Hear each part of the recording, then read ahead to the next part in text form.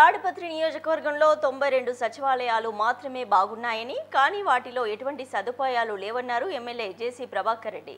తన నాయకత్వంలో ఆ సదుపాయాలన్నింటినీ ఏర్పాటు చేస్తానని తెలిపారు.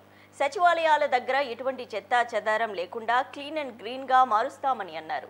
తాడిపత్రి మున్సిపాలిటీలోని పనులను ప్రైవేటు వ్యక్తులు ఏర్పాటు చేసి పట్టణాన్ని అభివృద్ధి చేస్తామని అన్నారు. తాడిపత్రి ప్రజల కోసం ఎంతైనా కష్టపడతారని తెలిపారు. ఆ వార్డుకి వితిన్ 1.5 month ప్రైవేటైజేషన్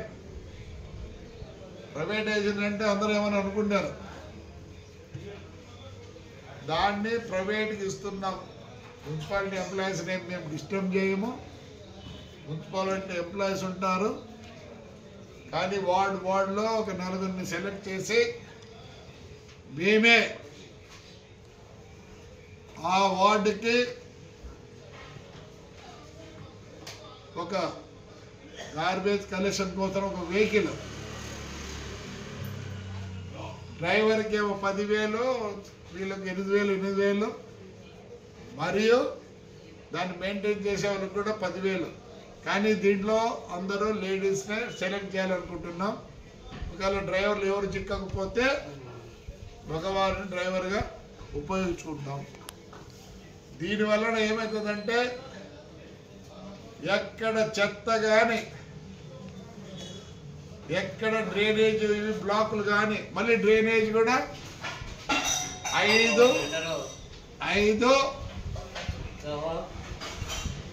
వార్డులు కలిసి ఒక యూనిట్ చేస్తారా. అలా అన్నీ చేసుకుంటూ పోతే ఎక్కడ కూడా మురికి అనేది ఉండదు. అప్పుడు పబ్లిక్ కూడా హ్యాపీగా ఉంటుంది. ఈరోజు రాలే, చెడిపోయింది బండి అనే ఇది లేకుండా. కరెంటు బిల్లులు ఏం చేస్తున్నారంటే ఆంధ్రప్రదేశ్లో కానీ ఎక్కడన్నా ఈ కరెంటు వాళ్ళు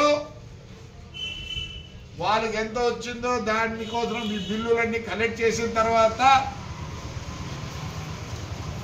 ఏదన్నా వాళ్ళకి ఇది వస్తే అదంతా మున్సిపాలిటీ మీద ఇచ్చేస్తున్నారు. మున్సిపాలిటీ భరిస్తుంది 5 లక్షలు 6 లక్షలు.